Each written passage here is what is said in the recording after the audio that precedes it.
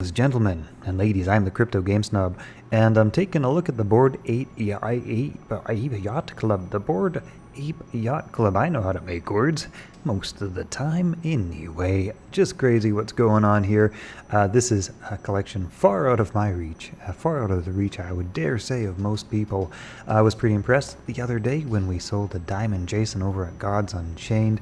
And you know what? Here's the thing that I actually love about Gods Unchained. As I take a look around Bored Ape Yacht Club, Gods Unchained cards, they're all a part of a game. They're NFTs that you use inside of a game. They have actual practical use and value. I don't know what the hell you do with a Bored Ape Yacht Club. I guess you get certain passes, maybe access to different things, but they don't actually have a utility other than they're expensive and valuable and people want them. What do you do with them? I guess you wear them on your profile as bling, as status, and like I say, they could get you, access to different exclusive areas where the owners set up sort of deals for whoever owns their NFTs and that sort of stuff. That sort of seems to be the way of NFT passes these days. You got your Journey Crypto, and you got your Cyberpunks, and you got your Neo Tokyo, and all these sorts of NFTs, which basically act like passes, right? They're kind of a value-added pass to different sort of exclusive members-only areas, which may or may not contain anything of value. Hard to say. It really depends. I know with the Journey Crypto Club, of actually which I am a part, we get kind of early access and some whitelist spots to be able to mint other NFT collectible sets that come onto the market before they go as public, usually. Is that good? Is that bad? I don't know. I guess it depends on whether or not Journey Crypto himself is actually, doing his research, doing his homework, and finding good NFT sets that are actually increasing value, or if it's just a fantastic sales platform for him and anybody else who wants to sell their NFTs to an exclusive club holdership of people who have enough money to at least buy his, NFTs, and then may have money to mint some other NFTs too. But the point of today's video is just how crazy Bored Apes is. We have sales going on so frequently: 8 minutes, 29 minutes, 41 minutes, an hour. You can see how frequent these are, and these sales prices are just crazy. There's another one. 250,000, 300,000, 300,000, 300,000, and here we have over 500,000, and it just kind of goes on and on and on. The volume of buying and selling in the Bored Apes NFT space is absolutely nuts. Like, this is many. I don't like, what is that? What did we just scroll through? Like a $10 million in a day worth of trading of these, basically NFTs. Here's the thing, though, guys. I am really a big fan of the NFT space. I think it's cool in a lot of different ways.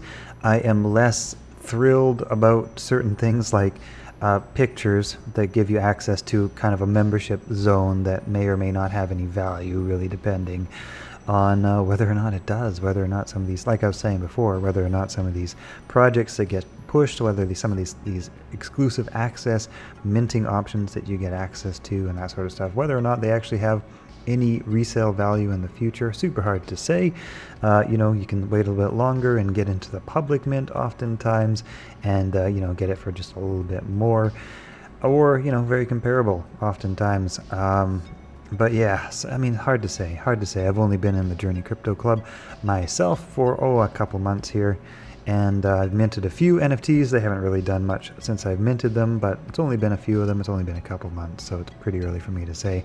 But what I love about Gods Unchained and other basically gaming-related NFTs is that they have a game, a community, a culture, an activity, a utility. They have intrinsic value. They have utility value because they add to your enjoyment of a really fun game. Right? If you hold a couple of underbrush borers, or whatever the case may be, if you hold some Jason Medea's Muse or whatever, if you hold some of these Demogorgons, man, that can be a lot of fun to play and what is a really fun game. And so I'm a big fan of NFTs like we're getting in Gods Unchained. as compared to others, which are basically just pictures, which give you access to a club, which may or may not have value. It's hard to say. It really depends, I think, on how proactive the community leaders are, what sort of deals they're finding, and then more specifically whether or not these sort of arrangements they're arranging actually gain any traction, any steam, if they are alone enough to hype and pump these NFTs up, beyond the point where you can get a bunch of people to mint, but actually to the point where you can get people to want them beyond the initial mint. And yeah, who knows? I don't know what the hell I'm talking about, so don't listen to me as usual. But yeah, I just wanted to bring a little attention to the craziness going on in the Bored Ape Yacht Club, and spend a little time putting attention to our fantastic game, Gods Unchained, all of its NFTs, and the potential, bullishness, the potential value that some of these can potentially hold in the future, because instead of just pictures, we actually get a game. We actually get a fun pastime, a hobby. People spend tons of money on their hobbies. Like, once you have money to spend on something beyond the essentials of life and survival, what do you spend money on? You spend money on your hobbies. Is it rock climbing? Is it windsurfing? Is it golfing, right? Is it collecting sports cars? Whatever the case may be, you spend money on your hobbies after you have taken care of the essentials. And, playing a video game like Gods Unchained, that's a hobby, right? You could say collecting NFTs in general is sort of a hobby. And so, it's all good, it's all cool. But yeah, just a little example. These guys were first, right? These guys were first, and so they blew up and they got a massive amount of value. But I think what we've got going on with Gods Unchained is better.